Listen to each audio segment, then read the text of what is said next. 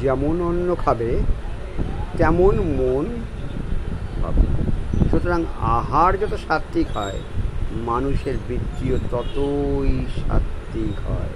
অর্থাৎ সাত্ত্বিক বৃত্তি করে তুলতে সাহায্য করে সাত্ত্বিক আহার। গীতায় খাদ্যের আলাদাভাবে বর্ণনা করা হয়নি, প্রত্যুত আহারী ব্যক্তির বর্ণনা করা হয়েছে এবং আহারেরও বর্ণনা করা হয়। যেমন সাত্ত্বিক ব্যক্তির প্রিয় বলে সাত্ত্বিক আহারের, রাজসিক ব্যক্তির প্রিয় বলে রাজসিক আহারের এবং তামসিক ব্যক্তির প্রিয় বলে তামসিক আহারের বর্ণনা করা হয়েছে 17/8/10। এই আহার শুদ্ধিকরণ করা উচিত। আহার শুদ্ধি হলেই সব কিছু হয়। ভগবানের নাম করতে গেলে আহারের শুদ্ধতা দরকার। ভালো খাবার খাও, আহার শুদ্ধ হবে। আহার যত শুদ্ধ হবে তত মন শুদ্ধ হবে। মন যত শুদ্ধ হবে তত ভগবানের কাছাকাছি যাওয়া যাবে।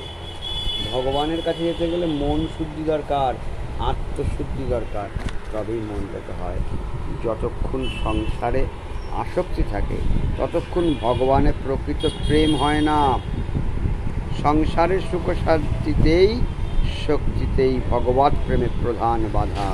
যদি সুখ শক্তি চলে যায় তবে ভগবানের প্রেম স্বতঃসিদ্ধভাবে জাগ্রত হবে।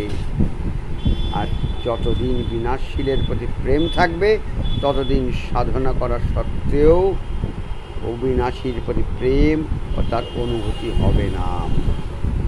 ভগবানের প্রতি অনন্য প্রেমের নাম হলো রাধা তত্ত্ব। যতক্ষণ সংসারে আকর্ষণ থাকে ততক্ষণ রাধা তত্ত্ব অনুভব আসে না। ভগবানের প্রীতি হওয়ার তুল্য কোনো ভজনা নেই।